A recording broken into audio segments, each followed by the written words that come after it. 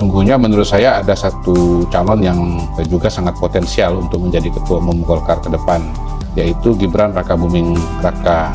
Kenapa Gibran ini menjadi calon Ketua Umum Golkar yang menarik? Pertama, karena dia akan dilantik sebagai Wakil Presiden Republik Indonesia pada bulan Oktober 2024. Kita tahu bahwa Partai Golkar punya kecenderungan yang sangat kuat untuk memiliki akses di pemerintahan ya.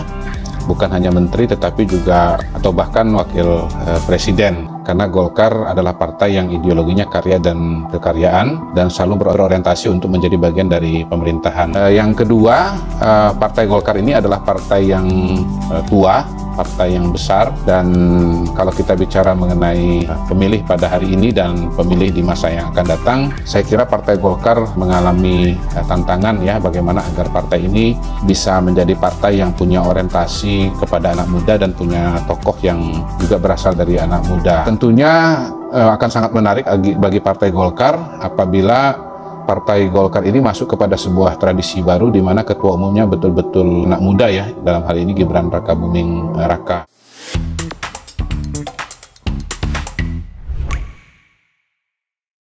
Saya bersama Mr. Q, Mr. Kodari ini. Selamat datang lagi ke Cokro TV. Thank you, thank you. Saya sebenarnya agak ragu-ragu sih ngundang dirimu itu karena ketawamu itu kan seperti saya bilang itu membuat polarisasi ya, memecah belah. Jadi ada yang suka banget, ada yang benci banget. Nah, saya khawatir juga ada hal lain nih kalau bulan puasa. Apa tuh?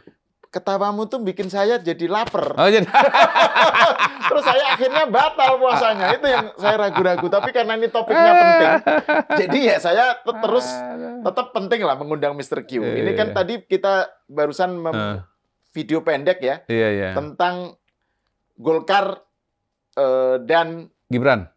Nah, ini menarik. Ketika banyak kalangan meramaikan soal Jokowi sebagai orang yang dinarasikan apakah dia akan ngambil alih Golkar atau apa, ada penolakan, ada dukungan dan seterusnya.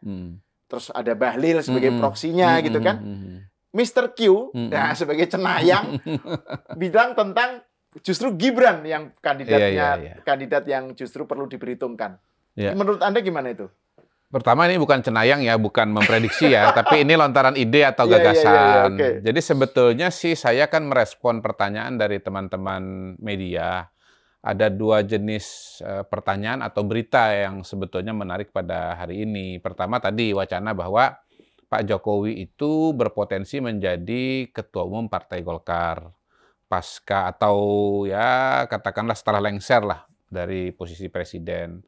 Nah, yang kedua, Mas Bambang Susatyo itu sudah menyebut wacana 4 nama sebagai calon ketua umum. Pertama dirinya sendiri, kemudian Airlangga Hartarto yang ketua umum sekarang, kemudian Agus Gumiwang Kartasasmita, singkatannya AGK.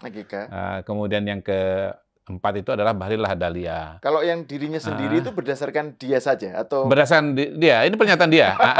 Tapi ini sebetulnya kan ada hasil survei atau apa gitu? Enggak. Dia ini kan sebetulnya kan sesuatu yang wajar bisa diterima. Pertama kan sebelum ini di Munas yang lalu nama dia juga disebut. Oh, udah masuk ya. Ya, dan yang kedua dia kan juga punya posisi di pemerintahan ya sebagai ketua MPR. Kalau tiga yang lain adalah menteri. Nah, tapi kalau yang ditanya saya bilang calon kuat ya, itu kalau konteksnya Mas Bambang Susatyo, itu harus ditambah satu lagi, yaitu Gibran Rakabuming Raka.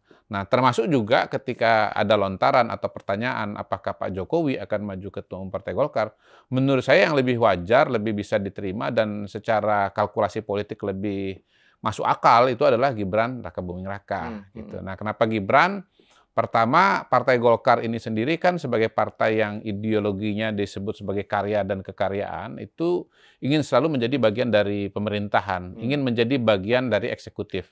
Karena kalau dia menjadi bagian eksekutif, dia bisa berkarya. Kalau cuma bagian dari DPR, dia cuma berwacana. Nggak sesuai dengan namanya. Nggak sesuai dengan namanya, golongan itu karya kan. Golcan namanya. Nanti golongan wacana. Golongan wacana, itu maksud saya begitu. Iya, nih saya kira teman-teman Partai Golkar nanti senang ini mendengar proposisi dari kita ini. Dan Anda itu kalau cuma di parlemen, Anda namanya harus diubah jadi Golkar golongan wacana. Anda golongan karya harus masuk dalam pemerintahan eksekutif. Nah, kecenderungan itu sudah dibuktikan oleh track record Partai Golkar yang ya dari zaman Orde Baru, zaman reformasi, selalu menjadi bagian dari pemerintahan. Nah, yang kedua, Partai Golkar itu bukan cuma ingin menjadi bagian dari pemerintahan dalam pengertian ingin punya kaki di kabinet, tetapi dia akan mengejar akses yang tertinggi di pemerintahan. Kalau bisa presiden, kalau nggak bisa ya wakil presiden. Dan itu presidennya balik-balik lagi sudah terjadi pada tahun 2004 yang lalu. Tahun 2004 itu Pak Yusuf Kalla begitu terpilih sebagai wakil presiden, rame-rame lah istilahnya didukung oleh pengurus Partai Golkar menjadi wakil presiden ya. Dan ya lepas dari misalnya kontribusi peran dari Pak Akbar Tanjung pada tahun 2004, pemilu 2004 dan sebelum itu yang berhadapan dengan isu-isu kontra Orde Baru misalnya gitu, kontra Golkar misalnya. Ya, dan berhasil membawa kemenangan Partai Golkar, ternyata kan orientasi dari teman-teman Partai Golkar ini lebih ke depan ketimbang ke belakang. Kalau ke belakang, terima kasih, gitu.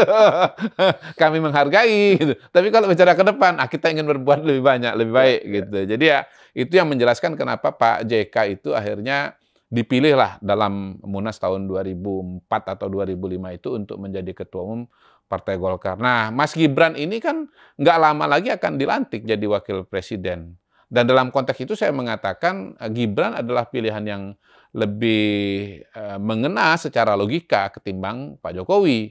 Pak Jokowi bulan Oktober nanti step down gitu loh. Kalau Gibran step up kan gitu. Yang dicari Partai Golkar ini bukan orang yang step down tetapi orang yang step up.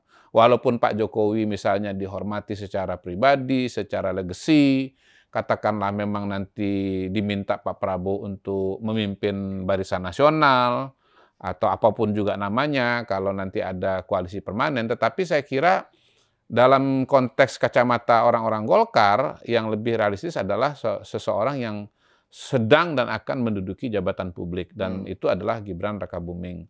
Nah, yang ketiga yang saya kira justru ini akan sangat menarik bagi Partai Golkar sebagai partai yang ingin eksis pada pemilu yang akan datang, Gibran ini adalah representasi anak muda, par excellence lah pada hari ini gitu ya. Coba ya boleh ada politisi anak muda pada hari ini, ada Emil Dardak, ada Dito, ada Samara Amani, siapa lagi. Tetapi ya yang par excellence yang paling depan ya, pada hari ini adalah Gibran ya, karena dia terpilih sebagai wakil presiden untuk Pak Prabowo. Dan itu juga terkonfirmasi dari hasil survei, dari hasil perolehan 02 iya, ya. Nah yang lebih 02 luar itu kan tambahan dari anak mudanya cukup besar signifikan. sekali ya. Dan itu yang lebih dahsyat lagi, bahwa ini bukan cuma omon-omon gitu loh. Ini bukan cuma wacana gitu ya. Ini bukan cuma sekedar proyeksi. It is proven gitu loh. Sudah terbukti dari Pilpres 2024 baik lewat data survei sebelum pemilu dan data exit poll yang menunjukkan bagaimana dukungan dari kalangan generasi Z dan milenial kepada pasangan 02 itu jauh lebih tebal dibandingkan dukungan untuk generasi X dan baby boomer gitu. Di generasi X dan baby boomer, Prabowo dan Gibran menang juga, mayoritas juga, tapi tidak setinggi angka kemenangan mereka di generasi Z dan generasi milenial. Nah, bayangkan kalau misalnya Gibran ini menjadi ketua umum Partai Golkar, apakah partai ini tidak akan menjadi menarik bagi anak muda gitu. Dan ini akhirnya menjadi lebih relevan lagi dengan situasi dan kondisi Partai Golkar sebagai partai yang menghadapi ancaman gerontokrasi, gitu, kekuasaan dari orang-orang tua gitu. Dan mereka adalah partai lama yang mungkin konstituen lama mereka itu pelan-pelan sudah mulai tersisih atau mulai habis dikikis oleh zaman gitu. Saya kira Partai Golkar harus melihat dari koleganya partai-partai yang lain, terutama misalnya P3 yang saya kira berhadapan dengan masalah yang sangat serius, dengan soal image tua dan bicara mengenai konstituen yang orang-orang tua gitu. Kalau di Golkar sekarang yang katakan aja yang elit-elit tuanya itu yang masih kita bisa list ya, kita inventaris, kita data ya, JK, Pak JK, Erlangga ya, betul. Abu Rizal Bakri, siapa lagi ya? Mungkin begini, kalau kita bicara generasi yang paling tua itu Pak JK, Abu Rizal Bakri, Akbar Tanjung, Agung Laksono, itu mereka satu generasi. Kalau bicara Erlangga Hartarto, mungkin mereka lebih adalah muda generasi ya? berikutnya, lebih muda lagi gitu. Ya misalnya di situ ada Bambang Susatyo dan ya nama-nama yang lain, mungkin Pak Sekjen dan seterusnya. Yang notabene juga sebetulnya sudah tidak muda lagi. Nah kita bicara generasi setelahnya, di bawahnya Pak Erlangga Hartarto, di bawahnya Mas Bambang Susatyo, bahkan di bawahnya lagi gitu loh. Nah, saya melihat bahwa untuk generasi di bawah Erlangga Hartarto dan di bawahnya lagi itu yang lebih kompatibel adalah Mas Gibran. Jadi Partai Golkar sebagai sebuah partai tidak hanya bisa atau tidak hanya cukup berpikir mengenai regenerasi pada tataran pengurus dan kader yang sebetulnya dengan sangat menarik sudah terjadi gitu. Jadi Golkar ini partai yang memang punya kesadaran realitas itu lebih kuat dibandingkan dengan mungkin sebagian partai yang lain. Jadi proses regenerasi itu sudah dikerjakan dengan cukup sistematis saya lihat di Partai Golkar. Generasi-generasi muda itu sekarang banyak menjadi pengurus di Partai Golkar dan ditampilkan secara sistematis juga, baik di iklan maupun diberikan kesempatan untuk maju pilkada, masuk jabatan publik dan seterusnya gitu. Ya untuk menyebut dalam beberapa bagian, memang upaya itu cenderung ya betul-betul bersifat regeneratif dalam pengertian harfiah. Misalnya sekarang ada Putri Komarudin, itu anaknya Ade Komarudin, ya, yang dulu pernah bertanding juga sebagai calon ketua umum misalnya. Lalu ada Robert Kardinal, dia punya anak, saya lupa nama persisnya siapa gitu ya. Pak Novanto, anaknya kemarin juga maju caleg di Dapil NTT dan katanya terpilih. Belum lagi nama-nama yang lain yang sangat-sangat banyak ya, di Partai Golkar itu. Jadi sebetulnya Partai Golkar ini sudah memulai regenerasinya dan ya akan sangat menarik sebetulnya kalau nanti pemimpin mereka ini itu adalah seseorang yang seusia dengan mereka gitu loh. Satu semangat zaman. Iya. Jadi satu semangat zaman, satu usia, satu pengalaman kehidupan gitu, dan barangkali satu mindset juga yang sama gitu. Dan kalau kita bicara Gibran, kelebihan yang lain adalah mungkin ini poin yang berapa, 4 atau 5 begitu. Bahwa Gibran ini karena dia masih sangat muda, maka usia tayangnya masih panjang banget. Bayangkan dia sekarang berapa? Dia 37 mungkin ya. 36, 37. Let's say 37. Artinya 10 tahun dari sekarang dia masih 47 loh. Masih sangat-sangat muda ya, dan masih sangat-sangat relevan dengan zaman gitu. Dan saya melihat Partai Golkar ini sebagai salah satu pilar utama untuk politik Indonesia maupun untuk pembangunan di Indonesia dalam kerangka perjuangan perjalanan Indonesia Emas 2045, Partai Golkar itu pasti harus menjadi bagian dan akan menjadi bagian yang penting dari proses ini. Nah, dalam konteks itu saya kira Partai Golkar kalau bisa menjadi partai yang kokoh gitu ya, partai yang kuat adalah salah satu elemen yang sangat penting dan sangat relevan dalam kerangka atau dalam formula Indonesia Maju 2045 itu. Nah, 2045 itu kan kira-kira 20 tahun dari sekarang. Nggak lama juga itu sebetulnya, dan balik lagi kalau kita bicara misalnya kayak Gibran, 20 tahun lagi dia masih 57. Masih tetap muda juga kan? Betul. Pada hari ini masih lebih muda dibanding usia Pak Jokowi sekarang. Tapi begini loh Mas, jadi gini, saya ngelihat memang ya baik pengalaman saya pribadi maupun teman-teman ya, ternyata sekarang usia 60 itu masih muda loh. Masih muda. Iya, masih muda. Itu Henry Kissinger yang itu baru meninggal usia 100 tahun. Usia 99. Dia nerbitin buku tebel banget tentang leadership. Contohnya. Maksudnya begini, saya kan berinteraksi dengan, kalau saya sekarang masuk 50, saya berteman dengan, rasanya masih sangat muda gitu, masih bersemangat, teman-teman juga masih hahe, kayaknya lulus kuliah itu baru seminggu 2 minggu yang lalu. S1 maksud saya kan gitu ya. Kemudian teman-teman yang ternyata usia 60 juga masih sangat fit, masih sangat segar. Tadi malam saya di ALC dengan Prof. Ikrar Nusa Bakti, saya tanya berapa usia Prof? 67 loh, masih fit banget gitu kan. Iya, memang kami kemudian mulai menganalisa kenapa bisa muda dan seterusnya gitu. Tapi ini topiknya lain. Iya, tapi itulah. Bang Ira saya bilang, Bang Ira 67 masih fit banget. Loh, dia bilang, ente nggak lihat Agus Wijoyo? Dia bilang, 77 loh. Oh iya, itu Pak Luhut loh. Iya juga ya. Mas Gunawan Muhammad juga. Nah, itulah. GM Itu. Saya udah lama nggak ketemu dengan Mas GM. Jadi saya nggak bisa menilai secara fisik ya. Tapi kalau dari segi wacana ya masih galak seperti sangat, beliau. Masih rajin melukis. Iya. Jadi maksud saya sebetulnya kembali kepada diskusi kita mengenai Gibran dan Golkar, itu kayaknya kompatibilitasnya tuh banyak banget gitu. Dan ini menarik. Belum lagi kita menambahkan Gibran dan Golkar 2G. ini teori baru. Ini gimmick. Jadi udah mulai gimmick. Nanti kalau buat kampanye ini enak banget. Ya, Gibran for Golkar, Golkar for Gibran. G2G. G2G. Ya, itu dia. Itu ya Golkar nanti terima kasih ya sama Mas Alio. G2G loh. Ini sudah ada loh iklannya nih, bisa lo dipakai nih G2G. Ini ide menarik dan saya kira from G to G. Baru Mr. Q yang punya ide ini ya. Tapi kan gini, ada kalau perbincangan mengenai Jokowi sebagai calon ketua Golkar kan ada dua hal yang dipersoalkan. Pertama soal membership bahwa harus katanya untuk menjadi ketua itu harus 4 atau 5 tahun sebagai anggota Golkar. Sementara Pak Jokowi sekarang masih terdaftar sebagai orang PDIP. Ya, itu satu. Jadi soal apakah itu akan ditabrak atau disesuaikan. Yang kedua, soal munasnya itu sendiri dalam kasus Pak Jokowi terutama. Munasnya kan Desember. Nah, Pak Jokowi sudah lengser, sudah nggak jadi presiden. Kemudian ada wacana dipercepat jadi September atau apa. Nah, untuk yang kasus Gibran, dia sekarang masih PDIP, ya kan? Untuk diduga.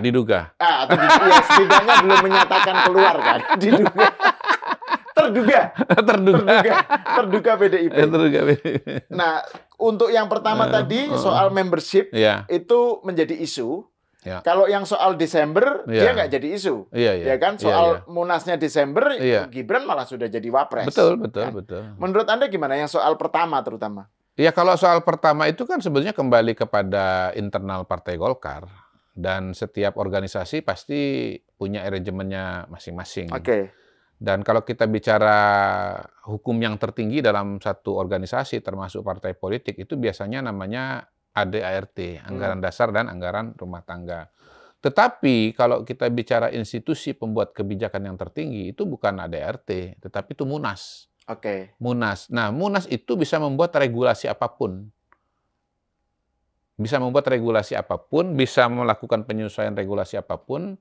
Istilahnya bisa mengamandemen lah ADART. ADART itu kan kalau negara namanya Undang-Undang Dasar, konstitusi. Jadi kalau konstitusi pada level negara itu namanya Undang-Undang Dasar, kalau konstitusi pada level organisasi itu namanya ADART atau partai politik itu namanya ADART. Nah, Munas itu adalah forum tertinggi yang bisa melakukan amandemen terhadap ADART. Gitu. Dan kita sudah mengalami kok yang namanya Partai Golkar itu adalah partai yang daya adaptasinya gitu ya terhadap situasi dan kondisi itu sangat kuat gitu. Sehingga kemudian persoalan-persoalan seperti keanggotaan dan yang lain-lain itu nanti akan bisa disesuaikan secara kelembagaan. Memang akan ada pro kontra. Misalnya disebut bahwa ini tidak melalui proses regenerasi, ini merusak proses regenerasi dan seterusnya. Tetapi itu kan bagian pro kontra yang harus diterima dan pasti ada dalam dinamika politik. Jadi ya kembali kepada Partai Golkar sebetulnya sebagai partai yang akan menjalani menjalani perjalanan hidupnya dan memiliki logika hidupnya sendiri atau masing-masing yang notabene ya bisa sama atau bisa berbeda dengan organisasi yang lain gitu. Tapi balik lagi buat saya, kita melihat Partai Golkar ini siapa yang cocok menjadi ketua umumnya itu jangan hanya dari sisi si ketua umumnya, tapi dari kebutuhan dari partai itu sendiri, kebutuhan organisasi itu sendiri, dari karakter organisasi partai politik itu sendiri, dari kesejarahannya, naluri-naluri dasar dia sebagai sebuah organisme kan begitu kan. Iya, dia organisasi, tapi dia juga organisme gitu. Dia living things gitu ya. Iya, menarik. Yang punya kebiasaan-kebiasaannya sendiri gitu. Nah, Dan soal itu contoh ya kemampuan Golkar adaptasi. Itu waktu reformasi kan ketika reformasi itu kan Golkar dihajar habis tuh. Iya, betul. Golkar sebagai penyebab salah satu penyebab utama dari kerusakan yang ditimbulkan oleh Orde Baru. Benar. Terus kemudian muncul Golkar Baru. Iya. Itu Pak Akbar Tanjung dengan kelihayannya bisa menemukan mempermak Golkar jadi Golkar Baru dan hasil pemilu 99 dia nomor 2 dan tahun 2004 bisa kembali menjadi pemenang gitu loh. Soal kemudian misalnya Golkar Baru pada waktu itu dipelesetkan menjadi Golkar Bau gitu. Iya. Itu ya bagian dari pro kontra kan, bagian dari counter opinion building yang dilakukan oleh lawan-lawan politik yang notabene memang melihat Partai Golkar tetap sebagai sebuah partai yang punya horsepower ya, punya tenaga kuda yang luar biasa gitu loh, dan karena itu harus didelegitimasi. Jadi ya setiap zaman Partai Golkar memiliki situasi dan kondisinya sendiri-sendiri gitu. Memang begini, kalau ini agak di luar mengenai calon. Menurut saya yang selama ini agak hilang dari Partai Golkar itu sesungguhnya kerinduan kepada pemimpin yang memiliki dedikasi dan atensi yang besar kepada Partai Golkar. Ini mungkin sudah beberapa kali munas, saya selalu ditanya mengenai sosok ketua umum yang cocok. Saya bilang, Partai Golkar tuh sampai sekarang belum ketemu seorang ketua umum seperti Bang Akbar. Yang dedikasinya, perhatiannya, daya jelajahnya kepada pengurus Golkar itu luar biasa, tak tertandingi gitu. Bang Akbar tuh keliling daerah, keliling wilayah, atensi kepada Partai Golkar itu luar biasa. Kalau ketua-ketua yang setelah Bang Akbar itu, menurut saya di Golkar lebih banyak diurus Golkar ketimbang mengurus Golkar. Mohon maaf ya. Ya kalau kan gini, ini kan simbiose mutualistik ya antara ketua umum dengan organisasinya ini. Kalau Bang Akbar itu saya berani bilang ini ketua umum yang ngurus organisasi, bahkan berkorban bagi organisasi.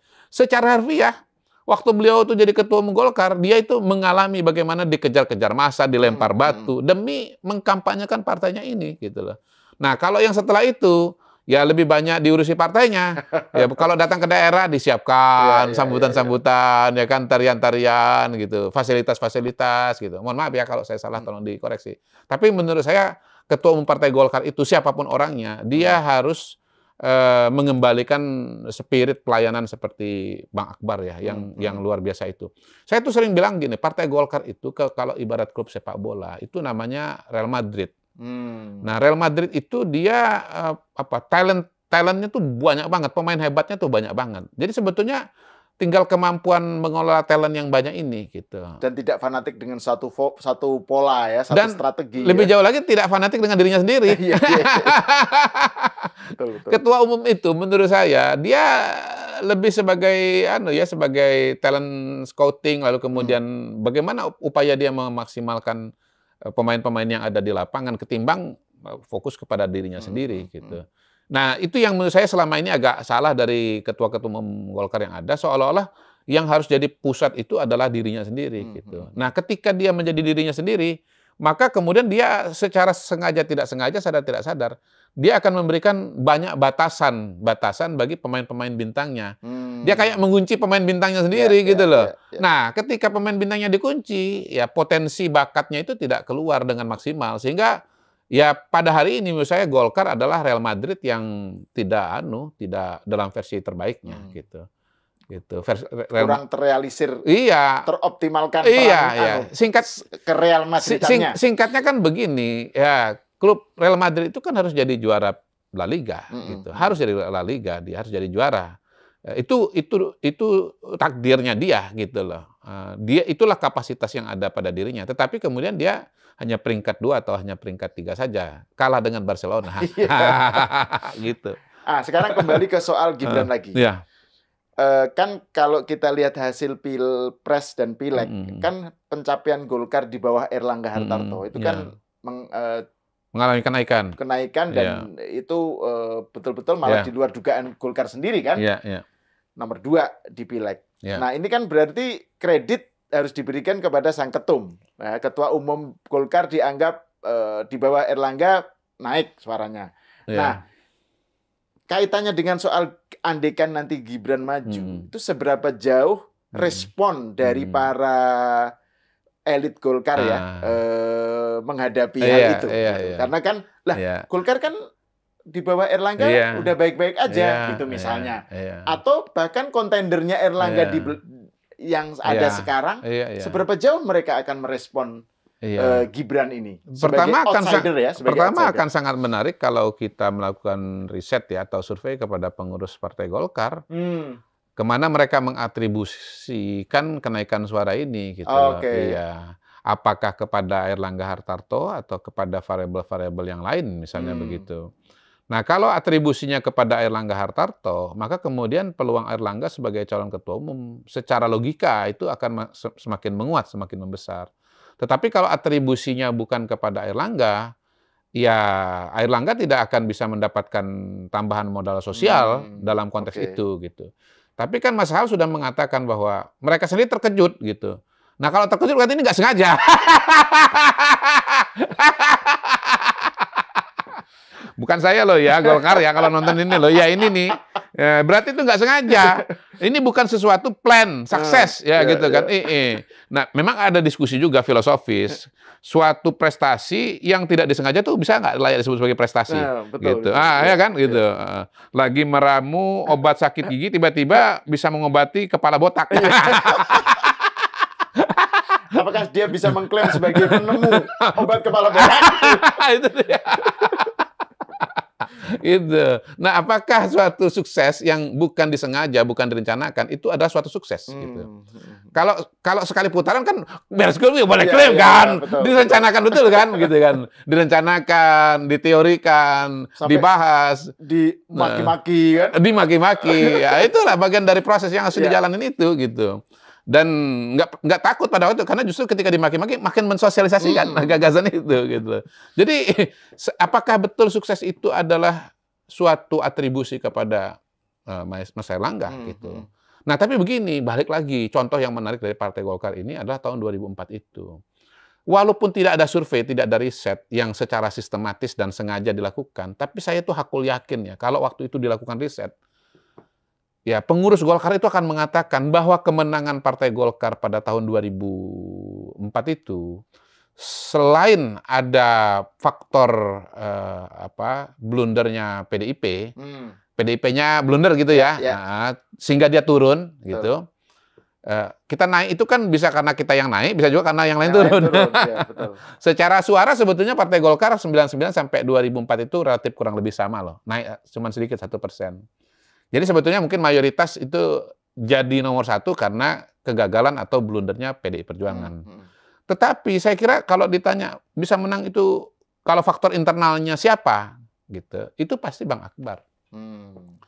Nah tapi ya sudah kita bahas. Realitanya walaupun Bang Akbar adalah yang diatribusikan sebagai faktor yang atau tokoh, ya faktor T kan gitu kan, bukan Teddy, Tanjung, sebagai yang memenangkan Partai Golkar, tapi kan Partai Golkar melihatnya ke depan. Nah, bicara Kabar, terima kasih, gitu ya, terima kasih sudah berjasa, tapi kami milih justru gitu ya. Ada satu teori lagi sih sebetulnya kenapa 2004 menang itu, karena ada konvensi Partai Golkar. Ya walaupun itu balik lagi harus diatribusikan kepada Bang Akbar sebagai ketua umum. Entah idenya dari siapa, tapi intinya ide itu diakomodasi dan dilaksanakan oleh Bang Akbar Tanjung gitu. Sehingga kemudian ada yang mengatakan begini, Golkar menjadi kuat tahun 2004 itu karena yang kerja itu adalah 9 calon konvensi kelas berat itu. Jangan lupa ya, ini saya kira kalau ini yang generasi baru ini harus diingatkan bahwa waktu itu calon presiden peserta konvensi Golkar itu ada Surya Paloh. Ada Prabowo Subianto, ada Wiranto, ada siapa lagi gitu. Dan Anda bayangkan setiap calon presiden ini bisa mendirikan partainya masing-masing untuk menunjukkan bagaimana kapasitas ketokohan dari masing-masing orang itu gitu. Tapi ya saya kira jelas lah bahwa peran Pak Akbar Tanjung tahun 2004 itu besar. Tetapi kalau kita bicara pemilihan ketua umum kan akhirnya yang terpilih adalah Yusuf Kalla gitu. Jadi orientasi pengurus Golkar itu tidak hanya ke masa lalu, tidak hanya ke belakang, tetapi juga bahkan lebih berat, lebih dominan hemat saya ke masa depan. Mungkin 70%, 80% pertimbangan pengurus Partai Golkar ketika memilih ketua umum itu lebih banyak ke depan ketimbang ke Dan itu belakang. yang sinis menyebutnya sebagai itu pragmatisme yang bekerja di sini bukan Iya. hasil bukan prestasi Iya, tapi iya. logistik gitu misalnya. Ya bisa. Ya walaupun saya jelas adalah orang yang tidak terlalu terpaku dan tidak terlalu asik dengan narasi-narasi teori normatif semacam itu kan. Dunia bekerja berdasarkan realita-realita dan hukum-hukum besinya sendiri gitu loh. Gitu. Oke. Nah, terus ini yang pertanyaan terakhir nih terkait dengan topik ini. Soal waktu ya, soal waktu. Soal waktu bisa sekarang, bisa juga setelah terpilih. Ya, kalau kita melihat pengalaman Partai Golkar tahun 2004, Pak Yusuf Kalla itu justru menjadi lebih kuat posisinya setelah dia terpilih kan, karena dia sudah de facto. Tetapi saya tidak melihat bedanya sih antara sekarang dengan kalau yang nanti. Sesuai dengan jadwal itu Desember ya. Desember ya. Jadi dan artinya itu Gibran sudah jadi wapres. Kapanpun itu dilakukan, hemat saya sih peluang Gibran itu untuk menang sangat-sangat besar. Karena ingat lagi kata kuncinya bahwa pengurus Golkar melihat masa depan. Ya. Nah, terus pertanyaan entah pemilihannya terkait dengan Gibrannya sendiri. Menurut Anda, menurut Mr. Q, kan dia sekarang masih terduga PDIP. Terduga PDIP. Kan juga seberapa jauh nanti Gibran melihat ini sebagai sesuatu yang layak untuk diambil dan seterusnya. Menurut Anda gimana? Menurut saya kalau Gibran bicara mengenai Indonesia 2045 dan mengawal proses itu, dia harus punya kaki politik yang kuat. Dan terlepas dari bahwa sekarang ini misalnya dia masih anggota PDIP atau tidak, sebetulnya ya peluang dia untuk menjadi ketua umum di PDI Perjuangan tentu saja sangat-sangat berat ya. Paling tidak saya bisa katakan begini, pasti lebih kecil ketimbang di Golkar. Betul. Satu, masih ada Bu Mega. Dua, ini partai dinasti ya, di mana ada semacam belief system di kalangan pengurus PDI Perjuangan bahwa penerus atau ketua umum dari PDI Perjuangan itu harus dari kalangan terah Bung Karno. Terah Soekarno. Setelah Bu Mega itu masih ada 2 kandidat lagi, ada Puan, ada Prananda. Gitu. Bahkan sekarang sudah ada anaknya Puan juga yang di partai politik kan begitu. Saya lupa namanya siapa. Nanti bisa dicek, ya, nanti dibantu oleh netizen. Jadi intinya peluangnya di sana sangat-sangat kecil. Yang tersedia adalah dan ready menurut saya adalah partai Golkar gitu. Belum lagi kita bicara variabel kedua di mana sebetulnya posisi Gibran ini di PDI Perjuangan sekarang itu statusnya kalau menggunakan judul-judul film Indonesia itu roh gentayangan. Itu judulnya jadul banget itu. Judulnya jadul kalau kalau lagi tayang di bioskop namanya Kuyang. Dan saya lagi nunggu-nunggu nih film horor Siksa kubur. Itu dia. Karena yang bikin apa sih namanya? Joko Anwar ya, Joko Anwar. Saya kira Joko Anwar sinias yang par excellence lah kalau dalam konteks Indonesia ya. Jadi kan pikirannya liar-liar juga itu Joko Anwar itu. Dia tidak hanya kuat dari segi estetik tapi juga dia kuat secara ide dan gagasan ya. Paling enggak secara garis besar lah ya, di luar yang misalnya gagal-gagal gitu. Tapi ya secara garis besar saya termasuk penikmat dan penggemar Joko Anwar. Lagi ramai sekarang di medsos soal ceritanya itu loh. Yang terakhir itu apa sih? Perempuan Jahanam apa ya? Iya, itu. Di Tanah Jahanam ya. Film horornya yang terakhir. Sama ini yang paling terkenal itu yang remake itu. Iya, si ini Pengabdi Setan. Itu dia. Iya. Kalau zaman bulan puasa begini ada versi yang berikutnya. Pengabdi Ketan. Itu kita nama duren. Siang-siang ngomong. Orang Sumatera. Ini kita tappingnya siang loh. Oke, jadi tadi kembali ke soal, jadi kans dia di PDIP lebih kecil lah ya. Jauh lebih kecil, Bang. Jauh lebih kecil. Dan untuk dia kalau mau menghadapi 2045 Indonesia Emas, nggak cukup hanya mengandalkan relawan atau apa, enggak ya. Artinya dengan model yang diterapkan Pak Jokowi dulu, itu menurut Mr. Q, Pak Jokowi kan dulu nggak perlu jadi ketua partai, kan? Basisnya hanya relawan dan dukungan publik. Betul. Itu nggak cukup lagi menurut Mr. Q. Kalau saya ngelihat sih begini, sekarang ini kan kebutuhannya kan lebih daripada sekedar perjalanan karir individu, tetapi juga ada agenda besar Indonesia 45 itu yang membutuhkan suatu sokongan politik yang kokoh sekali. Dan dalam konteks itu saya melihat Pak Prabowo dengan Mas Gibran ini akan menjadi dua pilar atau menjadi kepak sayap ya, dua sayap dari pesawat yang bernama Republik Indonesia itu gitu. Jadi ya Pak Jokowi kepak sayap kemajuan. Iya. Jadi bukan kepak sayap kebinekaan. Iya. Itu PDI. Itu bukan. Ini kepak sayap keberlanjutan. Keberlanjutan itu. Jadi Pak Prabowo itu presiden partainya Gerindra, Mas Gibran itu wakil presiden partainya Partai Golkar gitu. Dan hemat saya tidak perlu khawatir dengan potensi perbedaan-perbedaan pendapat ya. Karena secara gagasan kan dua-duanya ini sama. Yeah. Nah, benturan-benturan yang terjadi pada Pak SBY ya, ketua umum tokoh Partai Demokrat dan Pak JK dari ketua Golkar, itu bisa terjadi karena menurut saya ada dua hal paling tidak. Pertama, gagasan besarnya itu nggak ada. Ini cuman berpikir mengenai next election saja gitu. Jadi politisi saja, tidak berpikir sebagai negarawan yang berpikir Indonesia maju jangka panjang. Yang kedua, secara operasional sebetulnya agenda-agenda Indonesia Maju itu banyak persamaannya antara Prabowo dengan Gibran. Prabowo karena bersama-sama dengan Jokowi kan, atau membersamai Jokowi. Gibran karena bagian dari Pak Jokowi gitu. Jadi pada tataran operasional sebetulnya gagasan-gagasan pokok kayak hilirisasi sama, IKN sama gitu. Kalau gagasan besarnya sama tapi pada tataran operasionalnya beda, itu bisa berantem. Kemudian secara kepribadian juga saya lihat Gibran juga sangat tahu unggah-ungguh gitu ya, sangat bisa membawa diri. Komplementer lah ya. Komplementer. Jadi kita nggak usah ngomong Pak Prabowo sebagai presiden, Pak Prabowo sebagai orang tua pun Gibran sudah bisa membawakan diri dengan santun gitu ya. Ya. Kalau orang Mas Kodari itu yang gini-gini, itu kan lagi debat, itu kan lawan. Kalau ini kan pimpinan, kalau sama lawan ya untung gini aja nggak begini gitu, iya kan gitu. Baru diginiin aja udah baper. Wah, itu dia. Gitu. Jadi saya melihat dari Mas Gibran sebetulnya dia sudah pada point of no return ya sebagai dia wakil presiden. Next step-nya dia adalah akan ke presiden gitu. Kalau saya bayangkan trajektorinya ya Pak Prabowo 2 kali menjadi presiden, lalu pada Pilpres yang berikutnya tahun 2029 kembali bersama dengan Mas Gibran ya, dan kemudian ya pasti salah satu calon kuat itu adalah Mas Gibran. Dan saya pada hari ini berani ngomong nih di Cokro bahwa Gibran akan jadi presiden suatu saat nanti. Kalau ini bolehlah disebut dukun-dukunan ya, dukun politik. Cenayang. Nah, dukun politik nggak pakai menyan. Dukun politik itu analisa dasarnya adalah analisa, bukan kemenyan, bukan kemenyan. Proyeksi. Iya. Oke. Terima kasih Mr. Q atas diskusinya. Pemirsa sampai di sini dulu. Kita berjumpa lagi di episode berikutnya.